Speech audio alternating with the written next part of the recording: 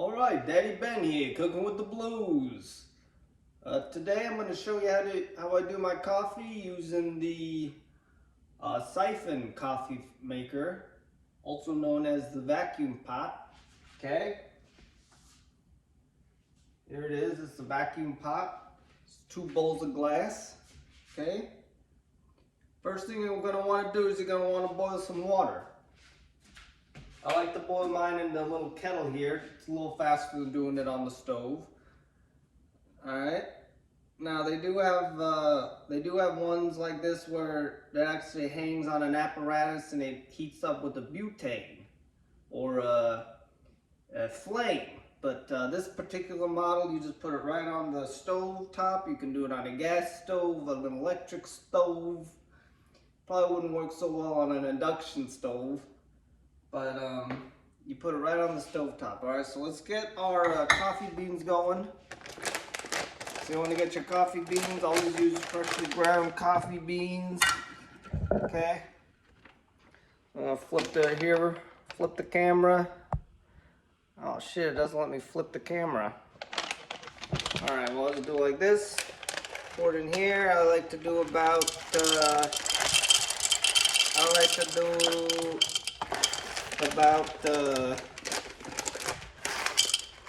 see that plastic ring? I like to just almost cover that. See how that plastic ring's almost covered? Okay. And then you get that. And then go ahead and grind your beans. This is gonna be a little bit loud. I apologize. I always want to use a bird grinder. Apparently it's a better quality grind than you're going to get with a food processor or another grinding method. I never really understood exactly why the bird grinder is the superior method. So if you know why that's preferred over like a food processor or something, let me know in the comments. So we got our coffee ground, about that much. You know, use however much you want, whatever makes you happy. I probably got about a half a cup of ground coffee here. I would say about a half a cup. And you know, it's depending on how big your bowl is. This particular one is. If it's less than 1 liter of water, so you want to do for this one, I put about 3/4 of a liter. That's how much I'm boiling. So you got your coffee. Just put that back in there while we wait, and then go ahead and put this on the stove. And then what you want to do with your top, you want to put this. The siphon, I'll have one of these, you put it down, and then you actually pull it, and it'll hook on there. So now it's a spring, there's tension on there, and that's what keeps this down. Okay. Put this in a little stand, or you can just lay it down if you don't have a stand. I'm going to turn the burner on. Our water is almost boiled.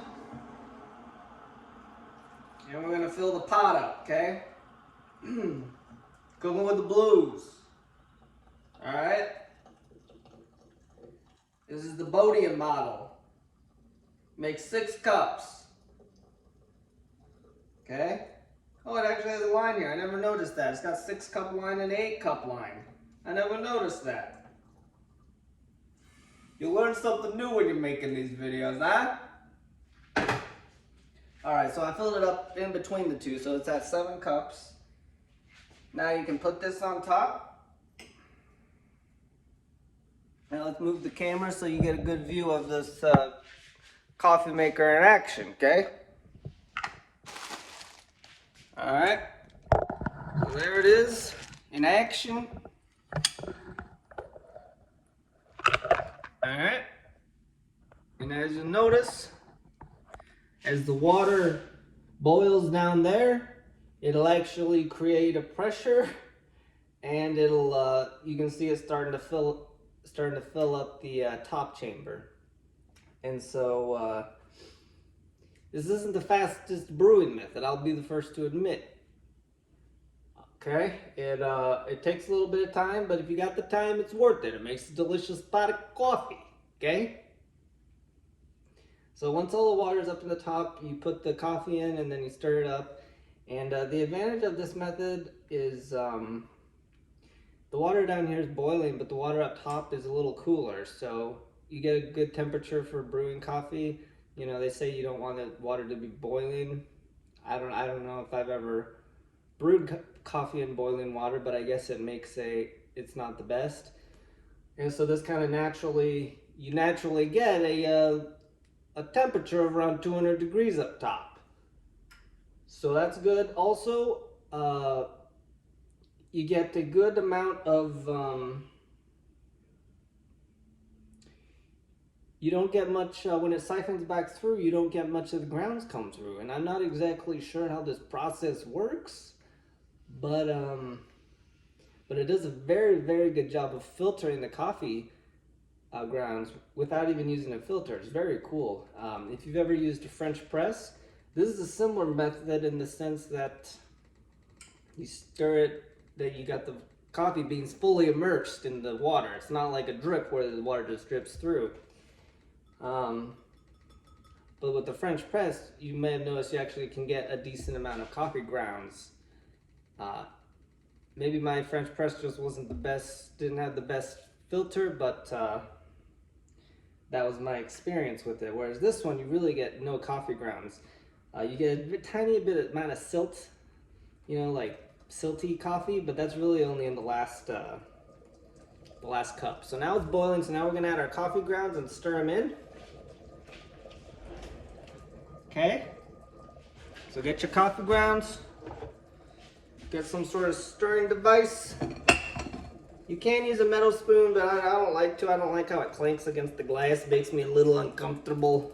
Okay, so put your coffee in there, and then you can turn it down a little bit.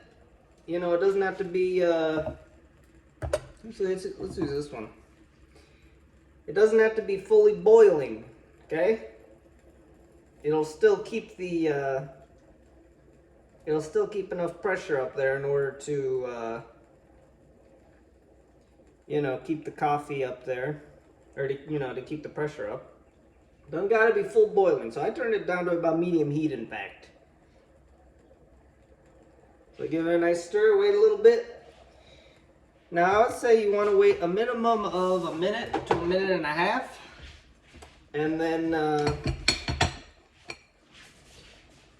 depending on you know, how strong you like it, you could go up 2 minutes, you could go up to 3 minutes. I think the longest I did was about 2.5 minutes. I've only made coffee this way about 4 or 5 times. I just got the machine or the device. And so yeah, you just wait a couple minutes. And as you can see, there's a little bit of water boiling in the bottom. That's what you want. You don't want it to be bone dry in the bottom. I don't even know if that's possible. You know, I've never cranked it all the way up and left it like that for a long time. But yeah, you don't want to make it so hot that the bottom completely evaporates, if that's even possible. I mean, I'm sure it's possible if you had, you know, some insane fire underneath it, but... So yeah, it's doing its thing, medium heat. You want to give it, I like to give it 1 stir during the brew. Okay.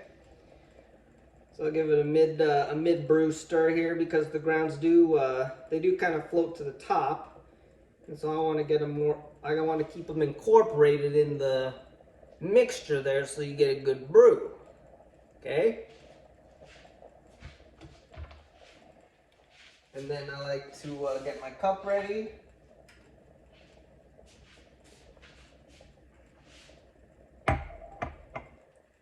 Okay.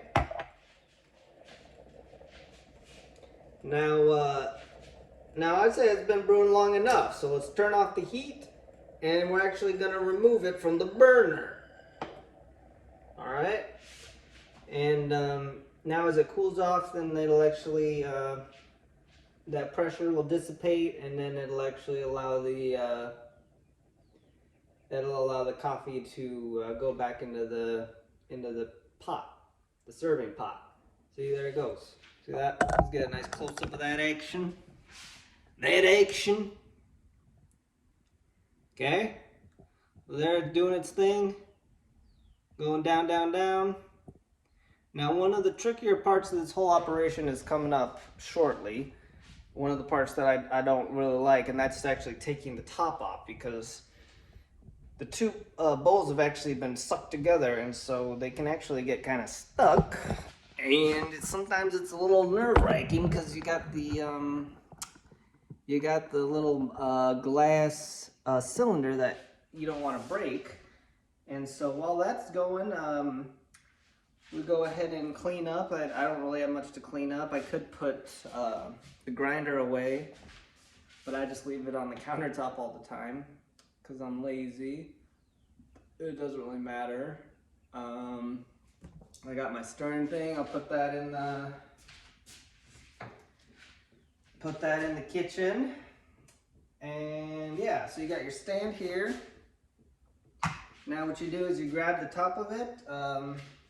This particular model has, well, this video is going kind of long. I mean, 10 minutes, 15 minutes to make it. It's not that bad if you have nothing to do. So this top part actually cools off pretty quick. It's still hot down here, but this top part cools off pretty quick. And so this is the tricky part. You gotta pull it off. And it has this rubber seal here. And yeah, and it doesn't want to, see, it's kind of just coming out of the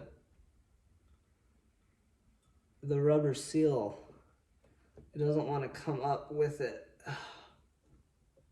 Well, I never actually had it, see, is that scary? Fuck it, I don't like that part. See, it'd be easy if this stayed stuck to it, but it actually pulls down, which is really annoying. Nope. Anyway, so you have this, and then you put it in the stand. And that is it. That is how to make it in the vacuum pot. And so let me get a glass, let me find my glass mug. Where is my glass mug? All right, here's my glass, I don't know where my glass mug is, so I'm just gonna put it in the beer tulip thing so you can see the color. So yeah, it's a nice color. It's kind of like a,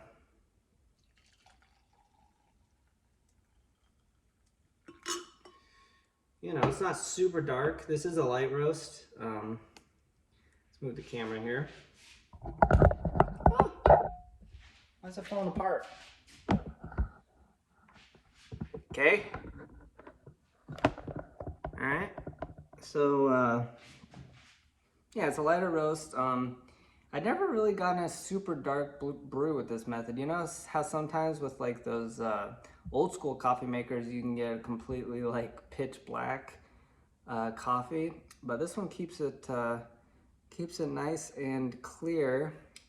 You know, it's almost like the color of a Doppelbock, like certain kinds of beer. And yeah, let's have a sip.